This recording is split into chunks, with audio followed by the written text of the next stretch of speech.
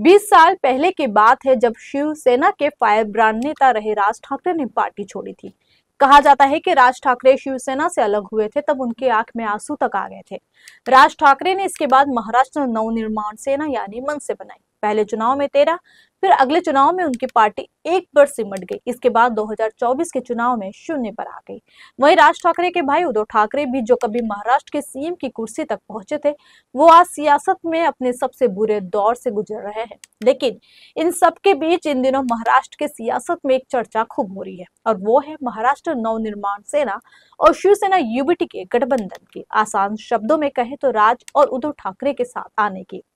दरअसल कहा जा रहा है कि साल 2025 के मुंबई बीएमसी चुनाव के साथ स्थानीय निकाय चुनाव में ठाकरे ब्रदर्स एक साथ आ सकते हैं। महाराष्ट्र के लिए अपने मतभेद छोड़ने की बात कहने वाले राज ठाकरे ने अब उद्धव ठाकरे के बेहद विश्वस्त सहयोगी ने रिश्ता जोड़ने की पहल की है। इसके बाद महाराष्ट्र में एक बार फिर चर्चा शुरू हो गई है कि क्या राज ठाकरे फिर मातोश्री की सीढ़ियां चढ़ने को तैयार हो गए हैं। दरअसल शिवसेना यूबीटी के सांसद संजय राउत ने कहा कि वो राज ठाकरे से न सिर्फ सियासी बल्कि पारिवारिक गठबंधन करेंगे। संजय राउत ने कहा कि ये गठबंधन दिल से होगा।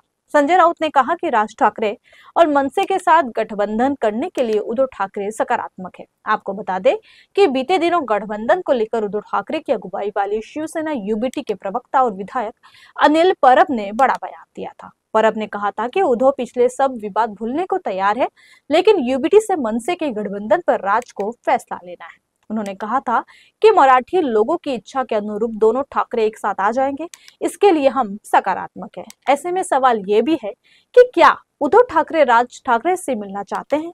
तो इस बार राजनीतिक विश्लेषकों का कहना है कि ये गठबंधन उद्धव ठाकरे के लिए जरूरी हो गया है। दरअसल राजनीतिक हलकों में चर्चा है कि राज ठाकरे की पार्टी महाराष्ट्र नवनिर्माण सेना की मराठी वोटों में हिस्सेदारी का खामियाजा पूर्व मुख्यमंत्री उद्धव ठाकरे की शिवसेना कई बार भुगत चुकी है।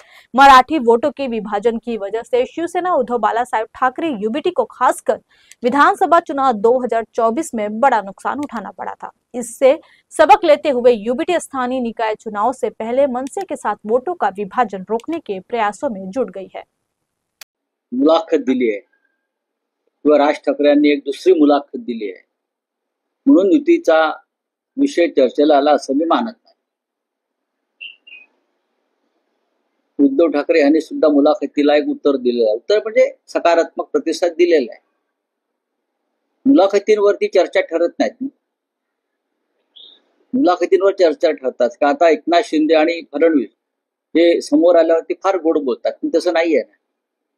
मिठ्या मारतील, बाजूला बसतील, एकमेकाकडे बघून नेत्रपल्लवी करतील, पण प्रत्यक्षात तसं चित्र आहे का? तसं चित्र नाही। त्याच्यामुळे राज ठाकरे यांच्या दोन्ही मुलाखती, तिन्ही मुलाखती त्यापेक्षा प्रत्यक्षात काय चाललंय हे आम्हाला माहिती आहे।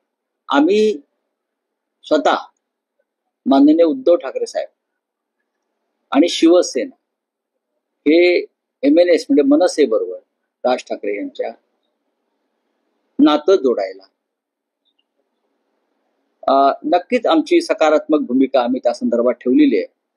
आणि कोण काय बोलतंय त्यापेक्षा ठाकरे काय बोलतायत पडद्यामागे, मुलाखतीच्या माईकवर नाही।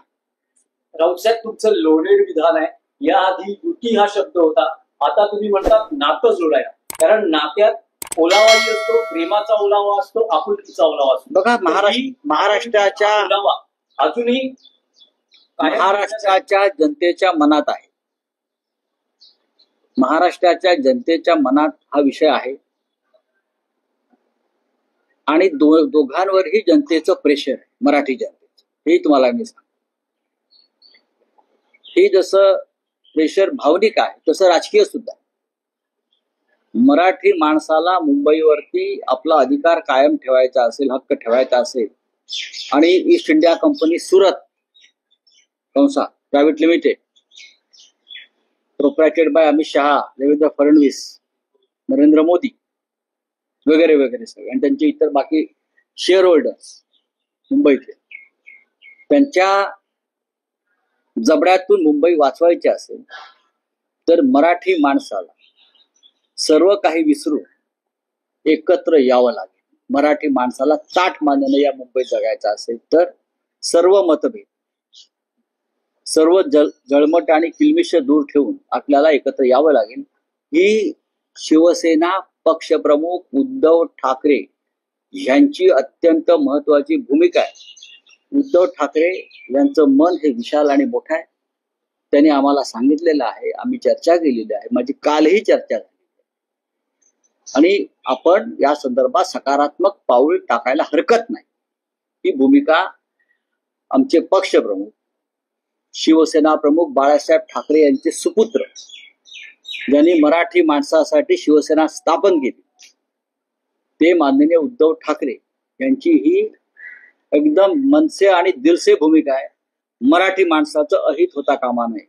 मराठी माणसाच्या मनामध्ये काही योजना असतील, काही इच्छा असतील, तर त्या पूर्ण करण्याच्या संदर्भात आपल्याला मागे हटता कामा नये. तीच माननीय बाळासाहेब ठाकरे यांना मानवंदना ठरेल. रावसाहेब, आणखी एक राज ठाकरेंचं या बैठकीतलं विधान किंवा भूमिका होती. त्यांना प्रश्न विचारण्यात आला की दिल्लीतून ठाकरे आणि पवार ब्रँड संपवण्याचा प्रयत्न होतोय का, तर त्यावर ते म्हणाले की होय, पण ठाकरे आणि पवार ब्रँड संपणार नाही, हवं तर मी कागदावर लिहून द्यायला तयार. ते बरोबर बोलतायत आणि आम्ही तेच सांगतो. हे जे आहेत ईस्ट इंडिया कंपनीचे मालक जे दिल्लीत बसले, गुजरात मधून गेलेले, त्यांची भूमिका आहे की जोपर्यंत ठाकरे आणि पवार ब्रँड संपत नाही तोपर्यंत मुंबईसह महाराष्ट्राचे तुकडे करता येणार नाही, आपल्याला गिळता येणार नाही. ही आर्थिक राजधानी आणि आर्थिक राज्य एवढं मोठं, आणि त्यासाठी आधी ठाकरे आणि पवारांना संपवा, नष्ट करा वेगळ्या वेगळ्या माध्यमात. त्यासाठीच तर त्यांचे पक्ष तोडले, त्यांच्या लोकांना तुरुंगात टाकलं, त्यांचं चिन्ह काढून घेतलं, पक्ष काढून घेतला. ही जी त्यांची भूमिका आहे या ईस्ट इंडिया कंपनी सुरतची, ती त्यासाठीच आहे. पण ब्रँड संपलेला नाही. लोक ठाकरेंच्या आणि पवारांच्या मागे अजूनही आहेत. तुम्ही बोगस वोटर लिस्ट निर्माण करून निवडणुका जिंकलेला. आणि मी तुम्हाला आता खात्रीनं सांगतो, या देशातून मोदी आणि शहा आणि फडणवीस ही नावं पुसली जातील, कारण त्यांनी देशासाठी काहीच केलेलं नाहीये.